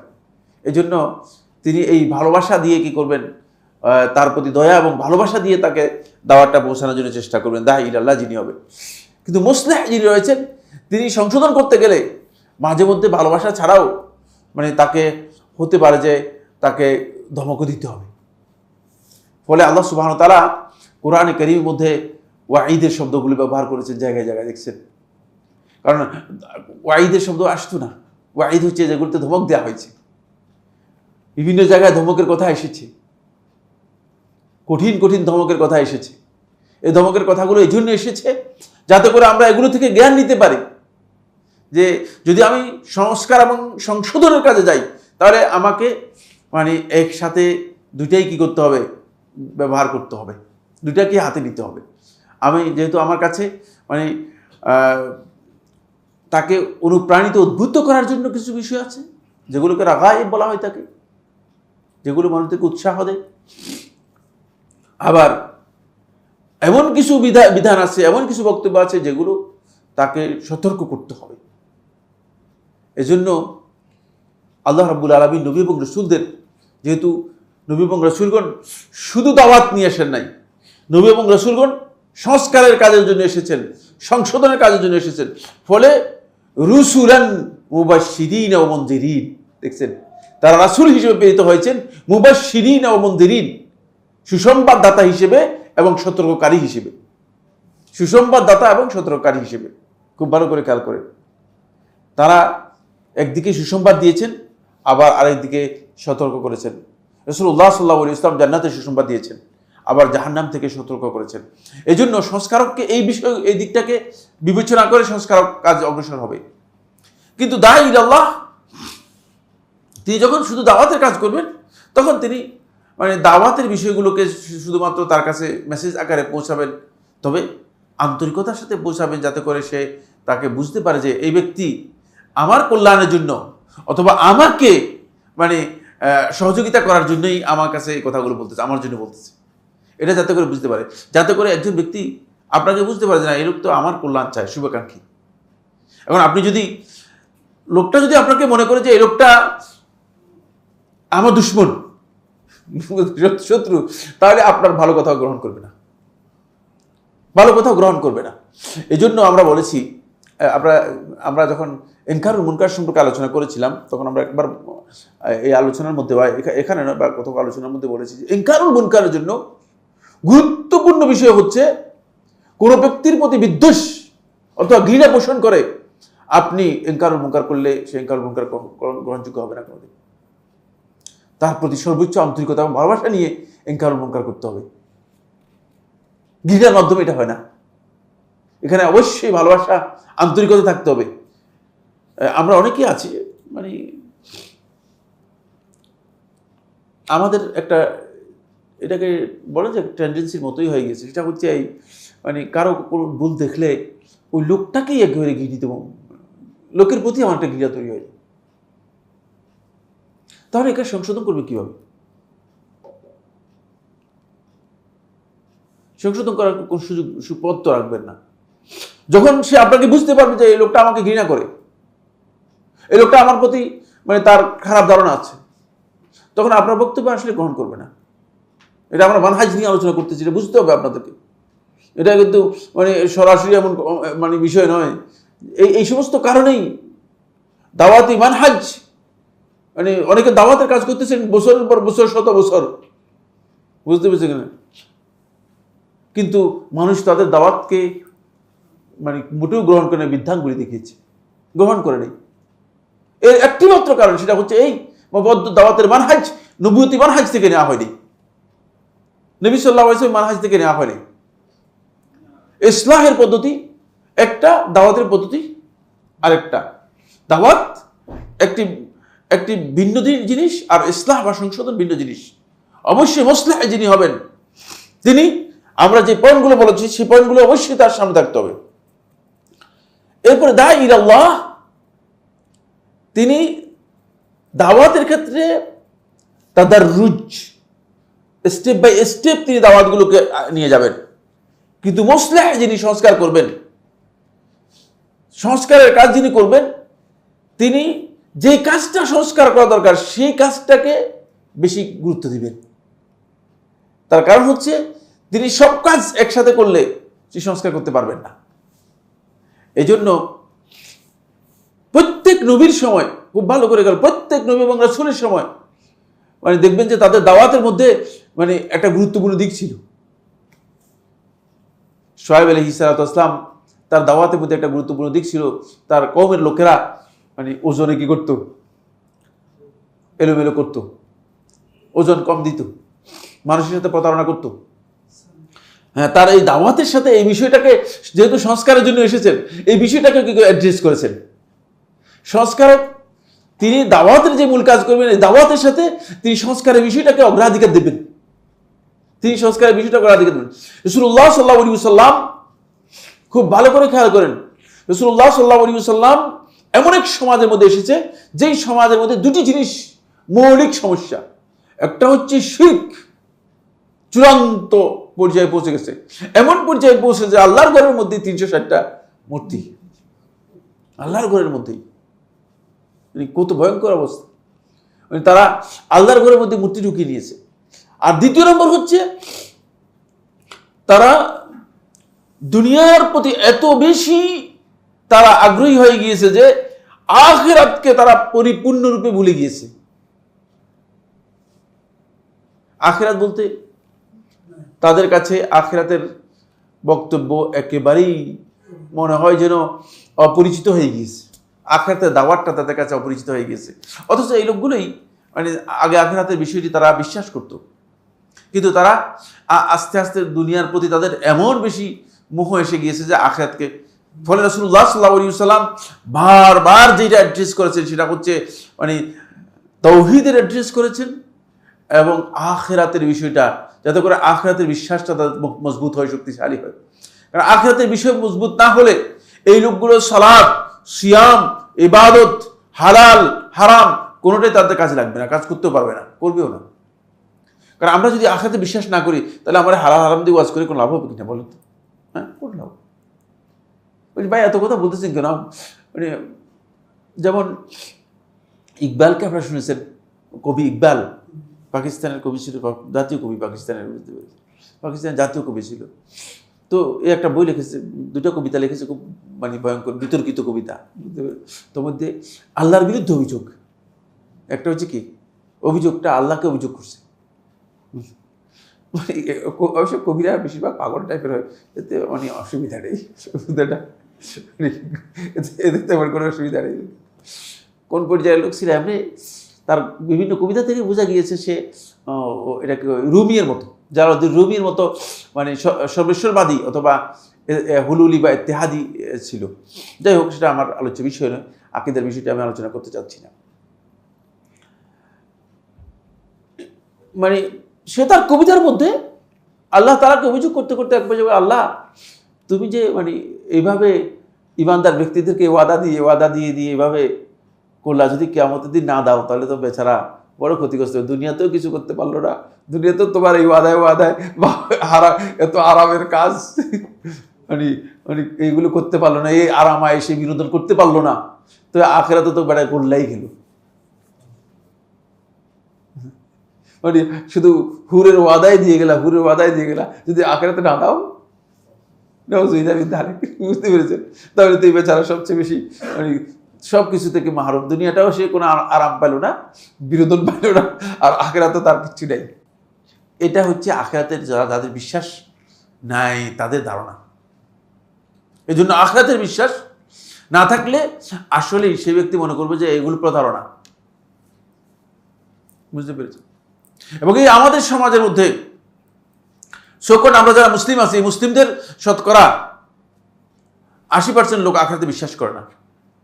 এমনি আসলে বলতেছেন আমি আখিরাতে বিশ্বাস করি, আখিরাতে বিশ্বাস করেন কিচ্ছু না। আসলে আখিরাতে বিশ্বাস করলে সে ব্যক্তি হারাম করার কোনো সুযোগ নেই, হারাম কাজ করতে পারবে কিনা প্রশ্নই আসে না। সুতরাং আসল কথা হচ্ছে সে আসলে আখিরাতে বিশ্বাস করে না, শুধুমাত্র কি করে মানে লৌকিকভাবে বলতেছে যে আমি আখিরাতের প্রতি বিশ্বাস পোষণ করে থাকি। না, লৌকিক এই বিশ্বাস আখিরাতের বিশ্বাসের জন্য যথেষ্ট হবে না, আখিরাতের বিশ্বাসের জন্য যথেষ্ট হবে না। আসুন, ফলে ৬ষ্ঠ নম্বর যেই মূলনীতি, এই মূলনীতির মধ্যে দাওয়াত এবং ইসলাহের জন্য আমাদেরকে যেই তারতীব, আমাদেরকে যে ধারাবাহিকতা রক্ষা করতে হবে দাওয়াতের জন্য, সেটা হচ্ছে প্রথমে তাওহীদের দাওয়াত আমাদেরকে অগ্রাধিকার দিতে হবে। দ্বিতীয়ত তাওহীদের সাথে শিরক সম্পর্কে মানুষদেরকে সতর্ক করতে হবে। এটা ইসলামী আকীদার মৌলিক বিষয়। এই কারণেই এই কথাগুলো এসেছে যে আপনি যেখান থেকে শুরু করবেন সেখান থেকে যদি শুরু না করে থাকেন তাহলে আপনার ভুল হবে, তাহলে আপনার কাজ সফলতা লাভ করবে না, আল্লাহ রাব্বুল আলামিন সফলতা দিবেন না। এই জন্য আল্লাহ তাআলা কোরআনে কারীমের মধ্যে আল্লাহ রাব্বুল আলামিন একেবারে স্পষ্ট করে বলে দিয়েছেন, ইন তানসুরুল্লাহ ইয়ানসুরকুম ওয়া ইউসাব্বিত আকদামাকুম। তোমরা যদি আল্লাহকে সাহায্য করো তাহলে আল্লাহ তোমাদেরকে সাহায্য করবে। আপনি আল্লাহকে কি সাহায্য করবেন? আল্লাহ তাআলার কি মানে এমন অভাব রয়েছে যে অভাবের জন্য আল্লাহ তাআলা বলছেন যে আমাকে কিছু টাকা পয়সা দাও অথবা মানে কিছু চাল ডাল আমাকে দাও? কি ব্যাপারটা এমন কিনা? না। ইন তানসুরুল্লাহ ইয়ানসুরকুম, আল্লাহ তাআলার সাহায্যের জন্য আল্লাহ রাব্বুল আলামিনের হক প্রথমে প্রতিষ্ঠা করতে হবে। আল্লাহ তাআলার হক যদি কেউ প্রতিষ্ঠা না করে থাকে, আল্লাহ তাআলার হককে যদি নিজের দাওয়াত হিসেবে গ্রহণ না করে থাকে, তাহলে সে ব্যক্তি আল্লাহ সাহায্য পাবে না। এটা তাহকিক করতে হলে অবশ্যই আল্লাহর হককে অগ্রাধিকার দিতে হবে। আল্লাহর হকের সাথে জড়িত দ্বিতীয় নম্বর যে বিষয়টি, সেটা হচ্ছে শিরক থেকে মানুষদেরকে বাঁচাতে হবে। শিরক তো এমনভাবে আমাদের সমাজের মধ্যে ছেয়ে গেছে যে আমি আশ্চর্য হয়ে যাবেন। সেদিন একজন আমাদের বন্ধু বলছে যে কি জানি অল্প কয়েকদিন আগে রিমাল না কি একটা ঝড় না ঘূর্ণিঝড় রিমাল, বলছে যে মানে আমরা আগে থেকেই সতর্ক করার কারণে আমরা বেঁচে গিয়েছি। মানে আল্লাহ আল্লাহ এবং মানে আল্লাহর যেই মানে বিধান, আল্লাহর প্রতি যে আস্থা, মানে সেগুলোর কোনো আমাদের কোনো সম্পর্কই নেই, কোনো সম্পর্কই নেই। না বুঝে কথা বলেন। বেশিরভাগ লোক মুশরিকদের মতো বক্তব্য দেন। বেশিরভাগ লোক মুশরিকদের, যেহেতু শিরকের মানে জ্ঞানই নেই আসলে, কথার মধ্যে পর্যন্ত মানে শিরকি চেতনা, এমনকি আলেম ওলামা পর্যন্ত। মানে আপনি আলেমদের বক্তব্য শুনে মাঝে মধ্যে আমি হতচকিত হয়ে যাই, হতবাক হই যে এই আলেম এই কথা বলতেছে কিসের ভিত্তিতে? এ তো আল্লাহতে বিশ্বাস করে না। মানে তাদের এই তাওহীদ এবং শিরকের এত কম জানে যে মানে এগুলো একেবারেই তারা গুরুত্ব দিচ্ছে না। এরপরে যে বিষয়টি দাওয়াতের জন্য খুবই গুরুত্বপূর্ণ, যেটা আমরা এই যে দাওয়াতি পদ্ধতি, নবুয়তি দাওয়াতি পদ্ধতি, এই পদ্ধতির মধ্যে পেয়েছি, সেটা হলো তারপরে অবশ্যই আল্লাহ তাআলা অবাধ্যতা থেকে মানুষদেরকে কি করতে হবে? সতর্ক করতে হবে। আওলাবিয়াতের গুরুত্বপূর্ণ যে অবাধ্যতা, আল্লাহর বিধান থেকে মানুষদেরকে সরিয়ে নিয়ে যায়। এই জন্য আল্লাহ তাআলা অবাধ্যতাকে কঠিনভাবে মানুষদেরকে সতর্ক করতে হবে।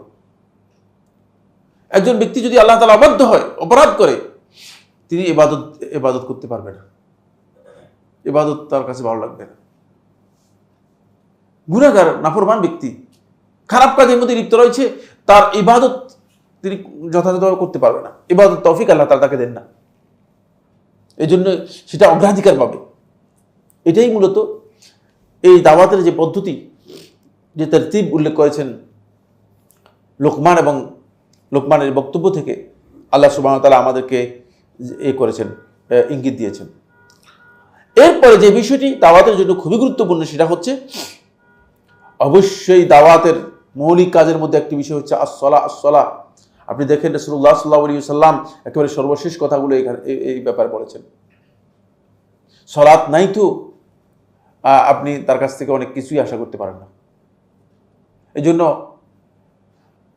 আপনি আশ্চর্য হবেন সালাতের গুরুত্ব, সালাত আদায়ের গুরুত্ব, এবং সালাত আদায় না করলে তার যে শাস্তি রয়েছে, এই বিষয়গুলো সম্পর্কে মানে আপনি মানে একজনে জিজ্ঞেস করি, গত বছরের মধ্যে জুমার খুতবা কোনোদিন শুনছেন কিনা? শুনছেন? মানে সালাতের গুরুত্ব, সালাত আদায় না করলে কি হবে, মানে এই সম্পর্কে গত বছরে পুরা জুমার খুতবার মধ্যে কোনো আলোচনা শুনছেন কিনা? দেখবেন যে হয়তো এগুলো আলোচনা নেই, এগুলো আলোচনাই নেই। না, জুমার খতিবরা আলতু ফালতু সাবজেক্ট নিয়ে আলোচনা করে, যে সাবজেক্টের তার মানে যাওয়ারও দরকার নেই, যে বিষয় সম্পর্কে আলোচনার দরকার নেই, কিন্তু তিনি মানে মৌলিক বিষয় যেটা আলোচনা করা দরকার, ওই যে ফিকহুল আউলাবিয়াত নেই, অগ্রাধিকারের ভিত্তিতে যে জ্ঞানটা নেওয়ার কথা ছিল সেটা নেই। এরপরে যে মাসআলাটি দাওয়াতের আওলাবিয়াতের জন্য তারতিব হচ্ছে আমর বিল মারুফ ওয়া নাহি আনিল মুনকার। এটা অত্যন্ত গুরুত্বপূর্ণ বিষয়। এই উম্মতের অন্যতম গুরুত্বপূর্ণ, ঈমানের পরে গুরুত্বপূর্ণ বিষয় হচ্ছে এটি, কুনতুম খায়রা উম্মাতিন উখরিজাত লিন-নাসি তা'মুরুনা বিল মারুফ ওয়া তানহাউনা আনিল মুনকার। দেখছেন, আমর বিল মারুফ করবে ওয়া নাহি আনিল মুনকার করবে, ঈমানের পরে এটা তাদের গুরুত্বপূর্ণ দায়িত্ব। এই কারণেই মূলত এই উম্মতকে খায়র উম্মত বলা হয়েছে, মানে গোটা উম্মতের মধ্যে শ্রেষ্ঠ উম্মত হিসেবে আল্লাহ সুবহানাহু ওয়া তাআলা এদেরকে আখ্যায়িত করেছেন। কিন্তু আমর বিল মারুফ ওয়া নাহি আনিল মুনকার এগুলো সম্পর্কে তেমন কোনো আমাদের গুরুত্ব নেই এবং আমরা এগুলো আলোচনা করছি না। এরপরে যে বিষয়টি আউলাউইয়াতের মধ্যে আসবে সেটা হচ্ছে অবশ্যই আখলাক, খুবই গুরুত্বপূর্ণ বিষয়। দায়ীদের আখলাক খুবই গুরুত্বপূর্ণ বিষয়। দায়ী যিনি হবেন তিনি নিজের আখলাক সংশোধন করতে যদি না পারেন তাহলে অন্যদের আখলাক তিনি সংশোধন করতে পারবেন না। এজন্য দায়ী আল্লাহ যিনি হবেন তিনি তার আখলাকটাকে সংশোধন করবেন। আখলাকের মধ্যে দুটি পয়েন্ট অত্যন্ত গুরুত্বপূর্ণ। এজন্য এই আয়াতের মধ্যে এই বিষয়গুলো অগ্রাধিকার দেওয়া হয়েছে। আখলাকের মধ্যে সবচেয়ে গুরুত্বপূর্ণ দিক হচ্ছে সবর। দাওয়াতি কাজ করতে পারবেন না সবর না থাকলে, কেউ আসলে মানে এগুলো একেবারেই ওয়াদেহ কথা, একেবারে স্পষ্ট কথা। এজন্য ধৈর্যটা, সবরটা খুবই গুরুত্বপূর্ণ বিষয়। মানে সবর এত গুরুত্বপূর্ণ বিষয় যে কেউ যদি দাওয়াতি কাজ করতে চান কিন্তু তার কাছে সবর না থাকে তাহলে দেখবেন যে তিনি দাওয়াত থেকে নিজেই মানে সরে যাবেন, দাওয়াত থেকে নিজেই সরে যাবেন। আমাদের এলাকায়, আমি এটা মানে আপনাদের এখানে বলছি কিনা কোথায় বলছি আমার জানা নেই, মনে একবার বলছি, এক বেচারা হঠাৎ করে দেখি দাঁড়িয়ে দাঁড়িয়ে লেখে অন্যরকম, ভাবসাব অন্যরকম হয়ে গেছে। মানুষ কি ব্যাপার কি, ও চিল্লাই গেছে, চিল্লাই গিয়ে টিয়ে হুজুর টুজুর হয়ে বললেন না, অন্যরকম ব্যবসা, মাথা মধ্যে পানি টাকিয়ে দিয়ে আসছে। মানুষ খুব মানে অন্যরকম কি হঠাৎ করে একবারে অনেক চেঞ্জ, চিল্লাই গেছে। 1 মাস বা 2 মাসের মাথায় দেখে দাঁড়িয়ে আর কিচ্ছু নেই, একেবারে লোকেরা জিজ্ঞেস করলে কি হয়েছে আপনার, কি ব্যাপার, হঠাৎ করে গেল কোথায়, কি গেছে কোথায়, এই যে এগুলো কোথায় গেল, দাঁড়িয়ে গেল কোথায়, দাঁড়িয়ে গেল কোথায়, বলে আরে আল্লাহ তো নেই, কি দাঁড়িয়ে আবার কি হয়েছে, কি হয়েছে? বলছে যে আল্লাহ যদি থাকতো তাহলে মসজিদের মধ্যে, মসজিদ থেকে আমার টাকা চুরি হয়ে যেত, আমি মসজিদের মধ্যে মানে দাওয়াতের কাজে গেছি, আমি দাওয়াতের কাজ করতেছি আর আমার মসজিদ থেকে টাকা চুরি হয়ে গেছে, আল্লাহই নেই। চিন্তা করেন, একেবারে এরকম দাওয়াতের কাজের জন্য যদি আপনি এরকম হন তাহলে এই অবস্থা হবে। দাওয়াতি কাজ করতে গিয়ে যদি কোনো ব্যক্তি আসলেই মানে দাওয়াতের এই মিশন সম্পর্কে জ্ঞান না রাখে, সবর যদি তার না থাকে, তাহলে সে ব্যক্তি এই ধরনের অবস্থায় চলে যাবে, এই ধরনের একটা বিভ্রান্তি হতে চলে যাবে। সবর এখানে খুবই গুরুত্বপূর্ণ বিষয় দায়ী আল্লাহের জন্য। এরপরে গুরুত্বপূর্ণ বিষয় হচ্ছে যেটি, সেটা হলো অবশ্যই অহংকার মুক্ত হতে হবে। আসলে ইস্তেলা মানে আমি আলেমদেরকে জীবনে কোনোদিন অহংকার আমি আলেমদের কাছে দেখিনি। আমি ব্যক্তিগতভাবে অনেক বড় বড় আলেমদের সাথে, পৃথিবীর শ্রেষ্ঠ আলেমদের মুখোমুখি হয়েছি, বুঝতে পেরেছেন, পৃথিবীর শ্রেষ্ঠ আলেমদের সামনে গিয়েছি, কিন্তু তাদের তাওয়াদু দেখে, তাদের বিনয় দেখে আমি মানে নিজেকে মাঝে মধ্যে মনে করেছি যে আমি তো আসলে মানে এখানে মিশে যাওয়া দরকার। কিন্তু আমাদের এদেশে অনেক আলেমের সামনাসামনি মুখোমুখি হয়েছি, তাদের অহংকার দেখে মানে আমার কাছে মনে হয়েছে যে এরা আলেম কিনা, এদের অন্তরের মধ্যে তো আল্লাহ তাআলার ভয় মোটেও নেই।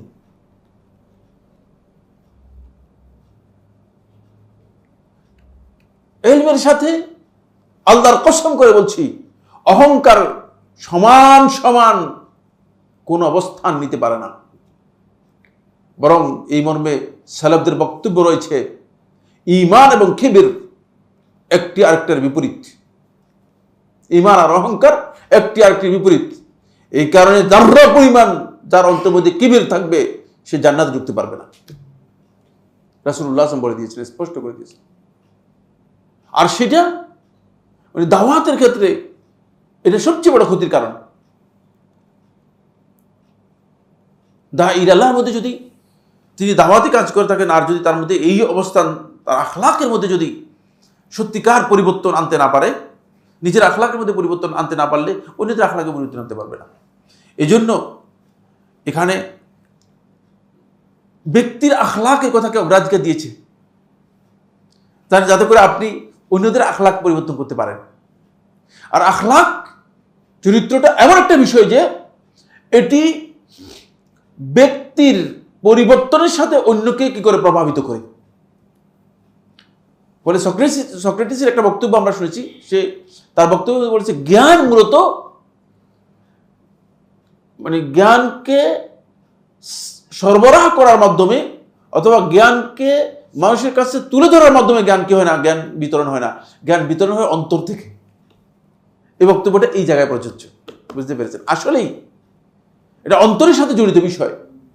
কারণ আখলাক যদি আপনার সংশোধন হয় তাহলে দেখবেন যে আপনার আখলাকটা অন্যকে প্রভাব বিস্তার করবে, সংশোধন হবে। এটা খুবই গুরুত্বপূর্ণ বিষয়। শুধুমাত্র ডেলিভারির মাধ্যমে, স্পিচের মাধ্যমে, বক্তব্যের মাধ্যমে সংশোধন হয় না। এই জন্য সংশোধনের এবং দাওয়াতের এই মিশনটাকে, এই যখন লোকমান তার ছেলেকে যখন এই কথাটা বলতেছেন, তখন কিন্তু মানে সরাসরি ব্যক্তিকে অ্যাড্রেস করতেছেন। নিজের সংশোধনটা মূলত সে পুরাটাকে কি করতে পারবে, সংশোধন করতে পারবে। এখানে অহংকারটা মানে চরিত্রের মধ্যে সবচেয়ে ভয়ঙ্কর দিক। এই কারণে রাসূলুল্লাহ সাল্লাল্লাহু আলাইহি ওয়াসাল্লাম, আল্লাহ নবী সাল্লাল্লাহু আলাইহি ওয়াসাল্লাম এত বেশি বিনয়ী ছিলেন যে নবী সাল্লাল্লাহু আলাইহি ওয়াসাল্লামকে মদিনার কোনো একজন দাসী যদি এসে নবী সাল্লাল্লাহু আলাইহি ওয়াসাল্লাম বলতে যে মুহাম্মদ সাল্লাল্লাহু আলাইহি ওয়াসাল্লাম বলে আমার সাথে একটু কাজ আছে, আমার কাজটা একটু করে দিন, আপনি চলেন। রাসূলুল্লাহ সাল্লাল্লাহু আলাইহি ওয়াসাল্লাম তার সাথে চলে যেতেন। একথা মনে করতে না যে আমি নবী, তুমি কি বলতেছো, তুমি কে, বুঝতে পেরেছেন? তার সাথে গিয়ে তার কাজটা করে দিতেন, তিনি তার কাজটা করে দিতেন। এই যে পরিবর্তন, এটা মূলত দাঈর আল্লাহের কাজের মধ্যে অত্যন্ত গুরুত্বপূর্ণ দিক, এবং এটাকে খুব গুরুত্ব দিয়ে আমাদেরকে কি করতে হবে, খেয়াল রাখতে হবে।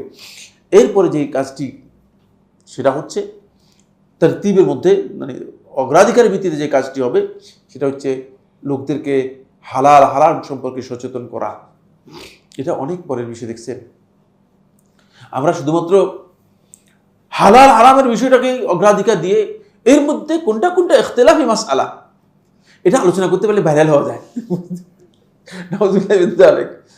কারণ ইখতিলাফি একটা মাসআলা যদি আমি একটা নতুন একটা ডেলিভারি দিতে পারি, সেদিন মানে ইয়েতে গেলাম, এটা মানে মতিঝিলে একটা প্রোগ্রামে গেলাম, তো একজন বলেছে ভাই একটা নতুন ডেলিভারি আসছে, আপনি জানেন কিনা?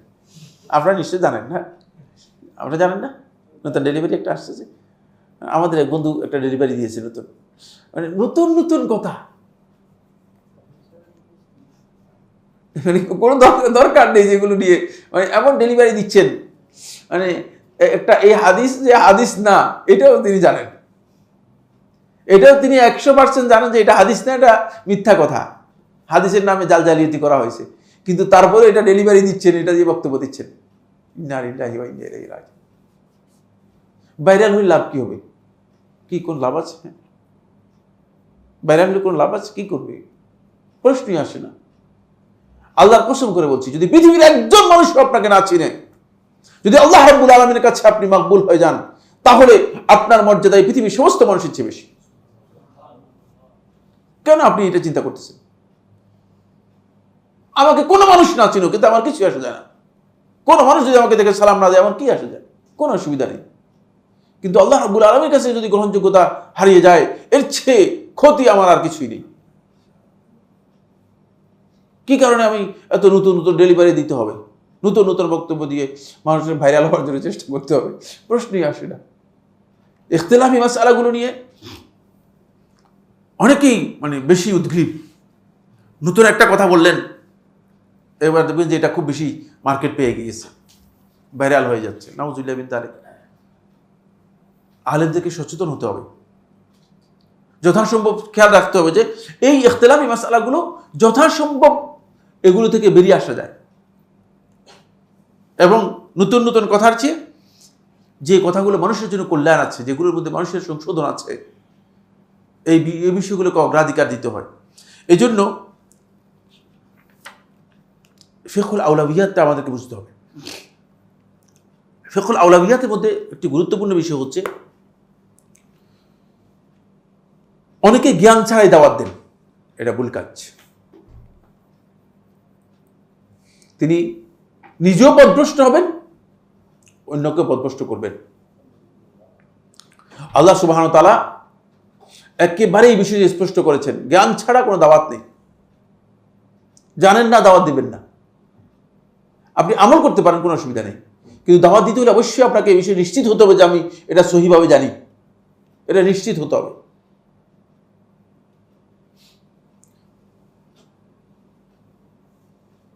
রাসূলুল্লাহ সাল্লাল্লাহু আলাইহি ওয়াসাল্লাম আবু দাউদের riwayat-এর মধ্যে এসেছে, রাসূলুল্লাহ সাল্লাল্লাহু আলাইহি ওয়াসাল্লাম ইরশাদ করেছেন যে কিয়ামতের আগে যখন আল্লাহ সুবহানাহু ওয়া তাআলা ইলমকে উঠাই নেবেন, ইলমকে উঠাই নেবেন কিভাবে? মানুষের অন্তর থেকে এভাবে ছিনিয়ে নেবেন না, বিকাবদিল উলামা, আলেমদেরকে মৃত্যু দেওয়ার মাধ্যমে। হাত্তা লা ইবকা আহাদান, এমনকি একজনও বাকি থাকবে না, আর আলেম বাকি থাকবে না, আলেমরা উঠে যাবে।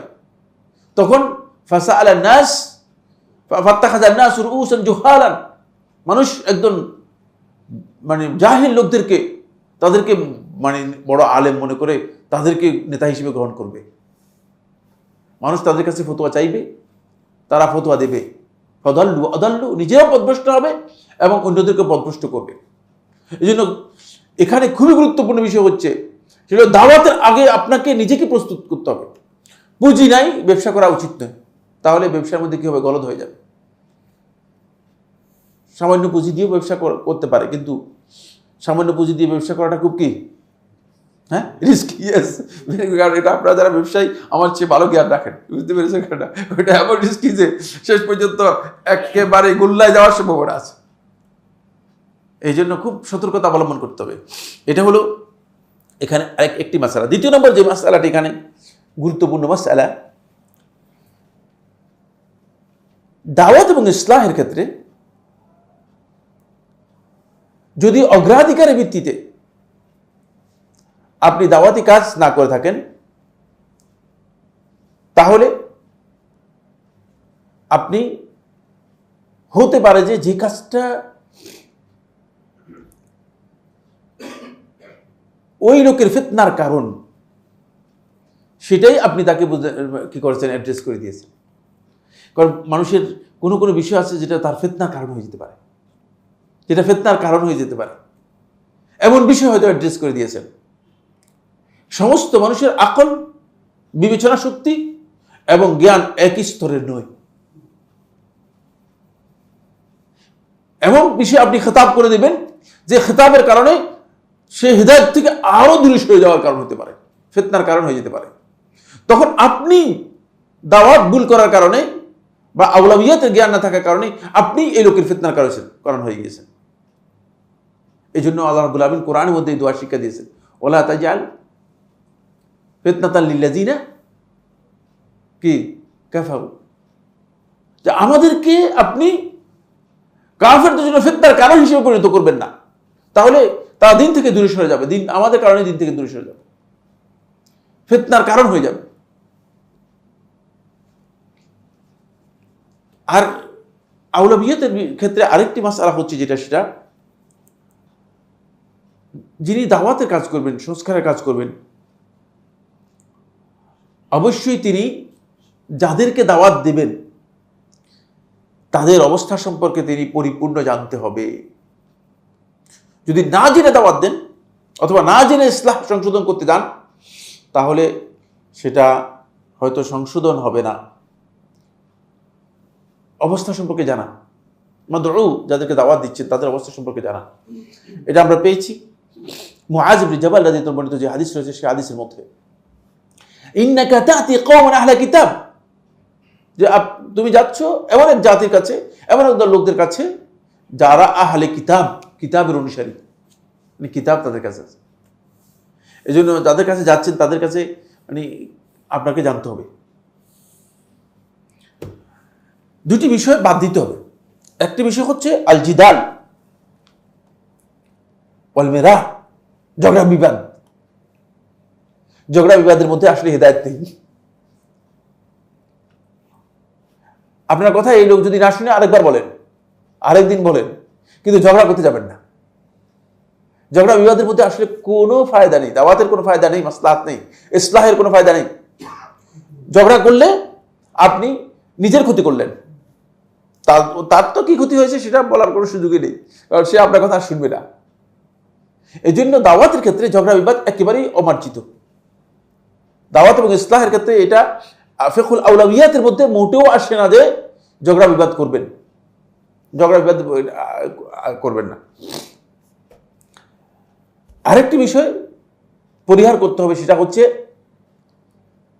যেই সমস্ত কাজ অথবা যে সমস্ত কথা মানে লোকদের মধ্যে বিতর্ক সৃষ্টি হয়েছে আগেই, এখন সেই বিতর্ককে নতুন করে বিতর্কিত করার কোনো দরকার নেই, যেগুলো কোনো ফায়দা নেই, কোনো সমাধান করতে পারবেন না। কিছু কিছু বিষয় আছে আপনি সমাধান দিতে পারবেন না, বিতর্কিত বিষয়কে আর আলোচনার মধ্যে আনার দরকার নেই। এটাকে আপনি জ্ঞানের দিকে ছেড়ে দেন। যিনি জ্ঞানী তিনি আসতেই বোঝার চেষ্টা করবেন। আপনি এই কথা মনে করেন না যে আপনার বক্তব্য দেওয়ার সাথে সাথেই সব লোক এটাকে মেনে নিতে বাধ্য, কেউ মেনে নেবে না। আমার বক্তব্য এখানে কেউ মেনে না নিলে আমি তাকে কিছু বলার অধিকার রাখি কিনা? হ্যাঁ, না, অধিকার রাখি না। আপনারা যদি সবাই দাঁড়িয়ে বলেছেন আপনার এই বক্তব্য মানলাম না, আমি কিছু বলার অধিকার রাখি? কোনো অধিকার নেই। এই জন্য খেয়াল রাখতে হবে যে মানে এমন বিষয়গুলো যেগুলো নিয়ে আসলেই মানে আগে থেকেই অনেক বিতর্ক, অনেক ইখতিলাফ, অনেক সমস্যা মানে হয়ে আসছে, সেগুলো এক কথায় সমাধান হয়ে যাবে না। সেগুলো এক কথায় এক বাক্যে সেগুলোর সমাধান আপনি দিতে পারবেন না। সুতরাং সেগুলো নিয়ে দায়ীরা এগুলো বর্জন করবেন। যেমন আরবি জাহিলি যুগের লোক যারা ছিল, তারা অনেকে বড় বড় খতিব মানে মানে বক্তা ছিল আর কি। তো বক্তব্য দিতে গেলে মানে মানুষকে আল্লাহ তাআলা সৃষ্টি করেছে দুর্বল করে, বুঝলেন?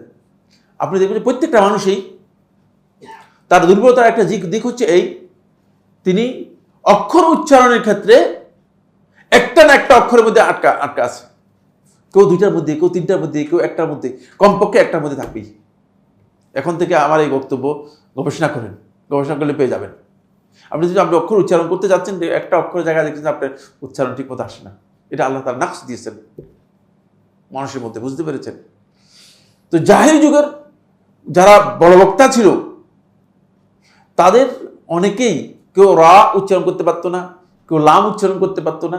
উচ্চারণকে এড়িয়ে যাওয়ার জন্য তারা এমন শব্দ ব্যবহার করতো যার মধ্যে রা নেই, বুঝতে পেরেছেন কিনা?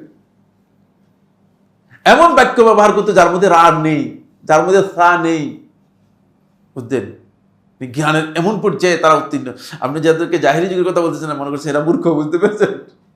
যাদেরকে মূর্খ বলতেছেন তাদের অবস্থান বলতেছি।